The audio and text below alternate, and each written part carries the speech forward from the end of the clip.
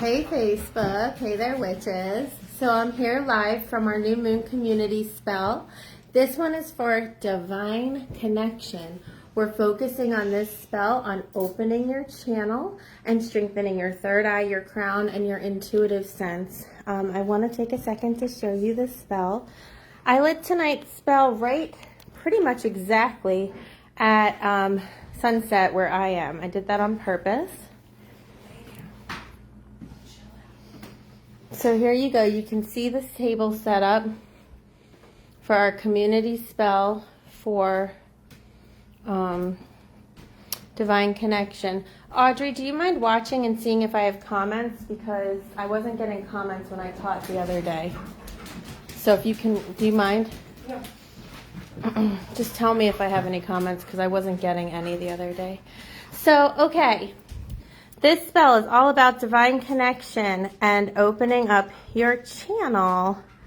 So with this spell, what we're doing is we are activating your crown, your third eye, and your intuitive center. Any name who's in this spell, I've gone ahead and opened up their channels for them. I've invoked your guides, your guardian angels. Thank you, Rhiannon. I can see it, Audrey. I'm fine. I've invoked your guides, your guardian angels. My eyes are watering because of the smoke. I do have the windows open, but it's intense in here. You'll notice we have a purple candle as our center spelled candle. That's because purple is the color of our crown chakra and our third eye. Purple is that divine communication color. So we did purple on purpose. The tablecloth today is purple as well. I'll tour around and show you the rest of the stuff. We have our incense going like usual. Incense is my offering to the divine entities who are supportive of our work. We have feathers on the table today because feathers really evoke and speak for divine communication. When you see a feather out in the world, you are receiving a sign from your angels, right? So the same thing is here. We can use feathers on our altars to kind of indicate to our guides and guardian angels that we want to connect with them and communicate with them. Hi, Terry. Victoria, yes, yours is already completely activated. I am positive of that. We have this hand that I made many years ago for my altar. It's a channeling hand, so it gives and receives the energy that we're asking for. Hi, Ashley. We have a lot of amethyst and selenite on the table. We also have, thank you, we also have, see, here's a nice pretty amethyst, nice and dark in color. But we also have some light colored amethysts. Those ones deserve some love too. Now here's a pretty selenite bowl full of lapis, small little lapis babies. Lapis is such a good stone for divine communication. Fun fact that lapis was reportedly Cleopatra's favorite stone. It's called like the divine goddess or the queen stone for that reason. And lapis is really good because it's got pyrite in it. So lapis will be protective while it's also supporting your channel. Amethyst is obviously like a powerhouse crystal. Most people don't know that amethyst can cleanse and charge itself. So you don't need to set amethyst out. You can just use amethyst to cleanse and charge itself and some other crystals. But amethyst, because of that dark purple, it really activates and works with the head and the top of it. Thank you so much. I love the setup too. Hi, Courtney. Hi, Sarah. Oh, we have a Merkabah here. Now, Merkabahs are a shape from sacred geometry. And if you'll notice, what's happening is the center of a Merkabah is the center of power, and then it directs out all of the energy that you activate it to direct out. So Merkabah become these little powerhouse little shapes of energy directions. That's why people really like to have Merkabah crystals, and they put them in the center of like a crystal grid because it's directing all that energy everywhere else. Merkabahs are hard to shape for crystals, which is why if you find a Merkabah that's a crystal, it's going to be pretty expensive, but also worth it. Thank you, Hoot Ash, for noticing my eyeshadow matches the spell. You know I do that on purpose. Thank you, Emerson. Hi, Jessica. You are in the spell. We also have celestite here. Now, those of you who know me and Audrey know that we're obsessed with celestite. We talk about it all the time, how it helps with your dreams. It helps with lucid dreaming. It helps with being in a dreamy kind of state. That's a thing I need a little bit less of as a Pisces moon in my life. I'm always living in a dreamy sort of state, but celestite's really, really good for that walk between worlds. If you're trying to do any out-of-body experience work or any lucid dreaming kind of work, you want to work with celestite. Let's see. Raven, is there a reason you chose Divine Connection for this new moon? Raven, there's several reasons. Number one, first, I always talk to my guides and I always ask them what they want me to do. And this was what they had suggested to me. And actually, I was randomly talking to Audrey about it and they had also suggested it to her. And she didn't even know that I was thinking about that. So there's that as well. Emerson says hi. He must have caught you in the video. So there's that reason. Also, this new moon being in Aries, there's a lot happening cosmically right now. The sun put out these crazy solar flares last week or sometime early in the week, and they just got to us last night.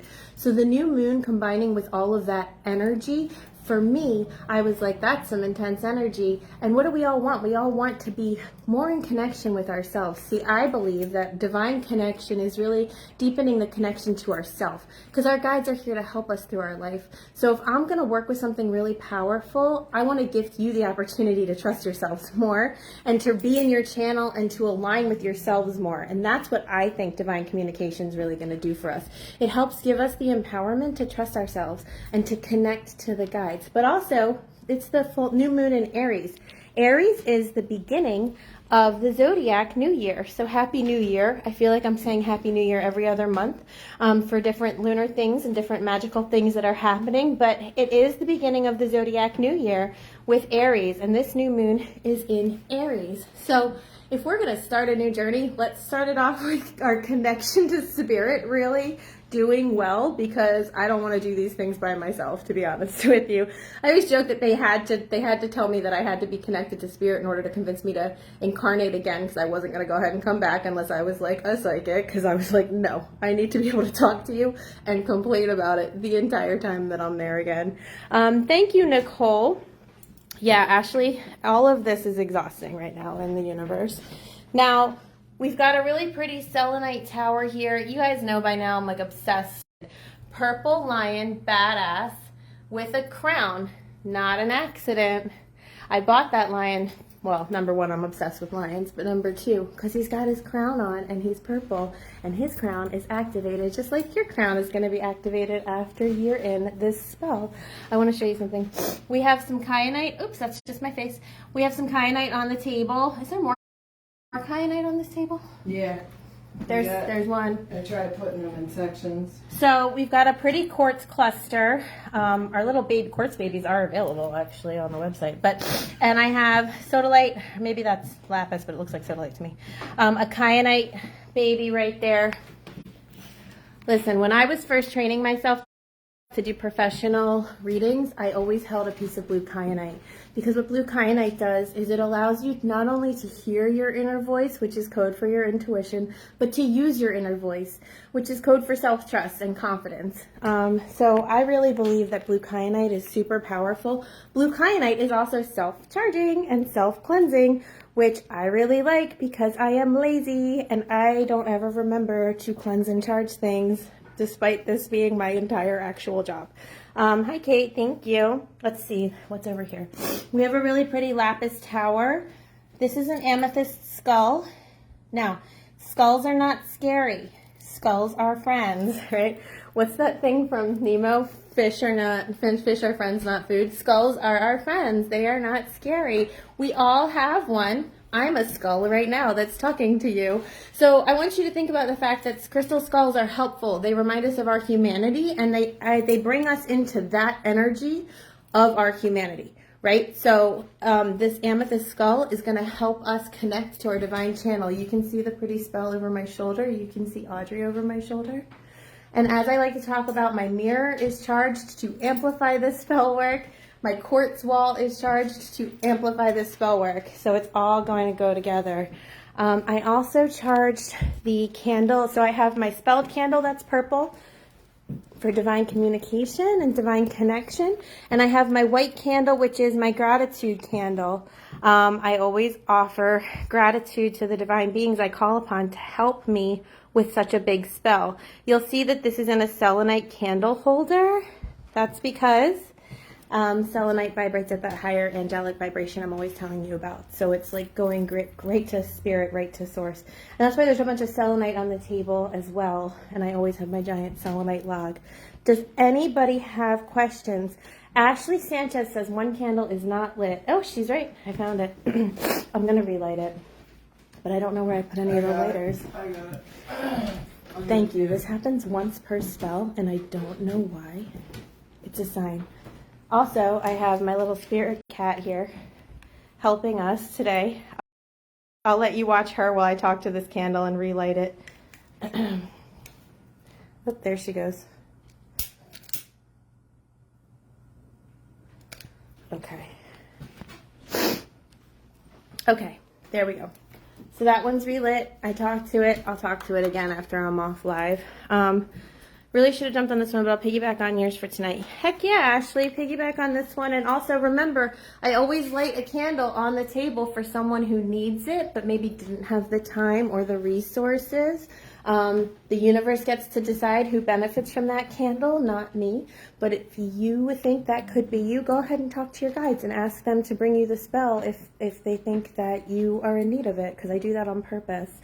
I love selenite too. I also light a candle for anybody who might not even know that they need it, but they do. But again, that's up to the divine forces that be who determines who that's for. Also, fun fact, I set all of my spells to only work for your highest good and your ultimate healing. That is true of every spell I ever do. Now, that's not a witchcraft rule. That's a personal ethics rule. I do that because that's the way I want to do my things. But you don't have to do that in your own spell work. It's just what I do because I don't feel like interfering with someone in a way that wouldn't meet that criteria, if that makes sense. Okay. The cat is trying to escape. She can't. There's screens. Does anybody have any questions for me while I'm still here with this pretty new moon spell on this like nice little April night? Soon we'll be able to go back outside for our full and new moon spells. Look at her. Let's see. She's like, where's the moon? Where's the moon, Mommy? So if anybody has any questions for me, I would be happy to answer them. I want you to see the different rates that, thank you, Ashley, you just made my day. I want you to see the different rates that these candles are burning at. All of them were lit together, but they burn at different paces.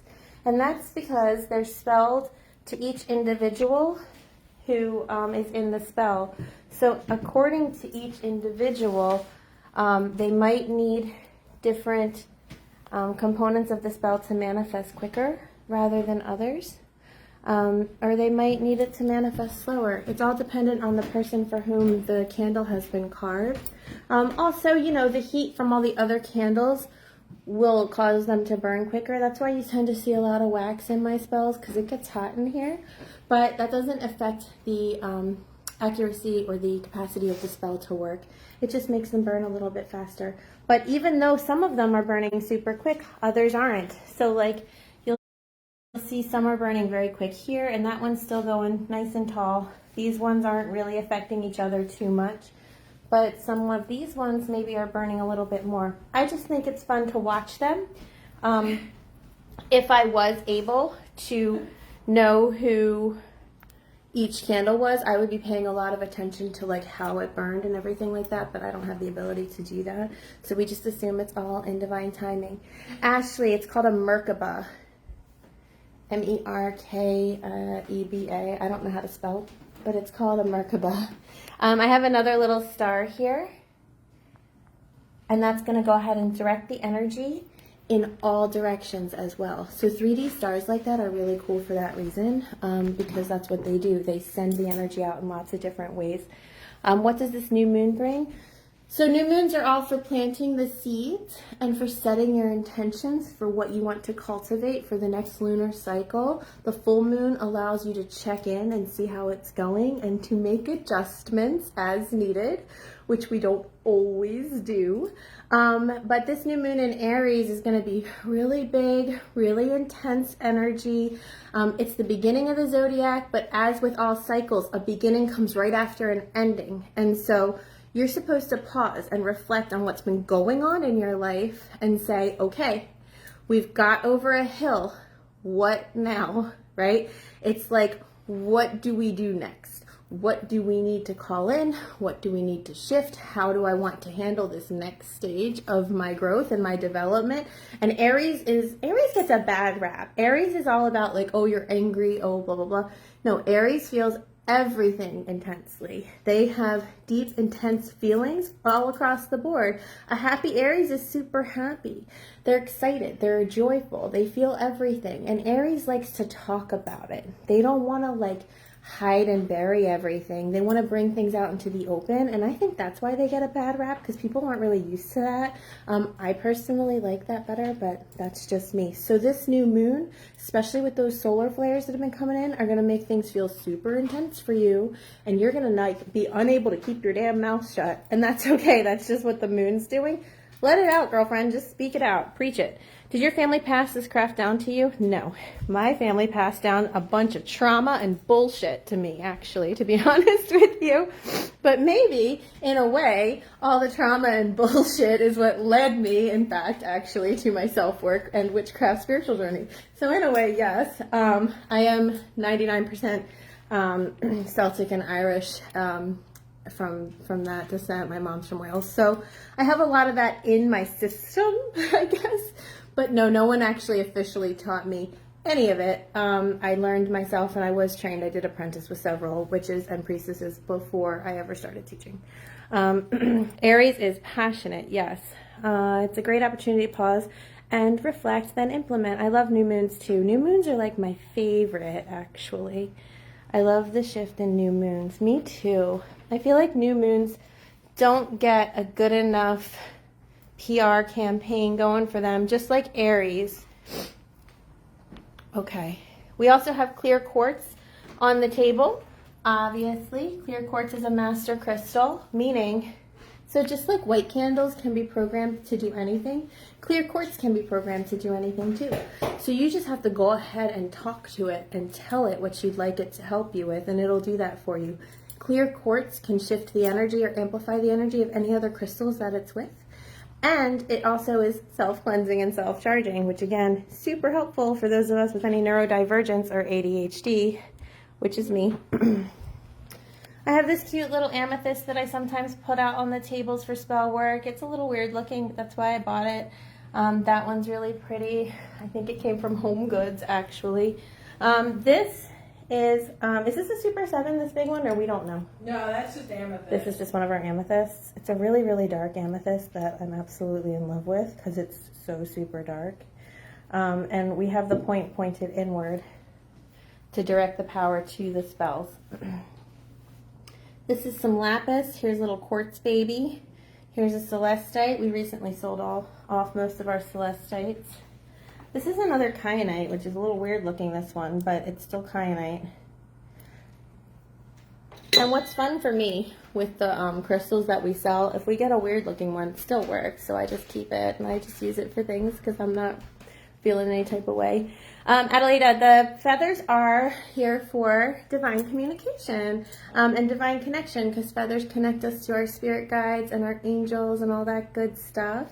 Rebecca, I have a mixture of dragon's blood and high john burning because I wanted to add a lot of power to the spell, and I wanted to add a lot of gratitude. This spell is obviously all about connection to all the divine beings that are helpful, so I wanted to use a super powerful incense blend to thank them, connect with them, and appreciate them. And dragon's blood and high john are really good for that.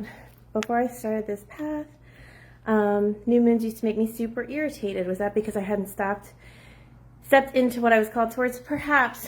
It depends. It's just kind of about your natural way of being as well, because the different moon phases affect us all differently. I cannot sleep during full moons whatsoever, but I don't have that problem during new moons. If a new moon's all about setting the seeds of intentions and you're feeling irritable, it might be you subliminally noticing that your external reality isn't necessarily matching your inner reality as much as you'd like it to. And if that's the case, I always am irritable when things aren't going how I want, or when things aren't working out how I think they should. That makes me irritable. So it would be a good time for you to kind of say to yourself, like, do I need to adjust some things in my life to kind of match who I want to be and where I want to be in my life? That would be a good place to start anyway. Yeah, Corin, some people really can't sleep during the new moons. Rebecca says, new moons make me feel untethered. I have to actively find ways to ground. That makes sense to me for you, Rebecca. Rebecca's Virgo is like triggered out by the not knowing of the new moon and how it's all kind of up in the air and endless possibilities, seeds being planted rather than kind of organizing and cultivating, which is more in alignment with her comfort zone. Sorry to psychoanalyze you on Facebook Live, Rebecca. Okay, so let's take one last look here. If anyone else has any questions for me, feel free to ask them in comments. This is our new moon spell for divine connection, divine communication. I went at it a little early because the moon was new at 2:35 in the morning of today, which means it was technically in the last night cycle. I always choose to do it on the day of, if I can, rather than the night before, because this day is still full of that new moon energy. But I wanted to catch it as close to dark as possible, like so that we were still kind of on the close end to when the moon was at its newest at 2:30 in the morning, if that makes sense. I have my little witch dog here. Oracle's here to help bless the spell. Are you here to bless the spell? Yeah? You a good girl? Are you a good girl? She doesn't care. She refused to smile for the camera. Meanwhile, all she ever does is smile. Okay. Do we have any last questions? Otherwise, you can replay this whenever you need to. Soak in some of that energy.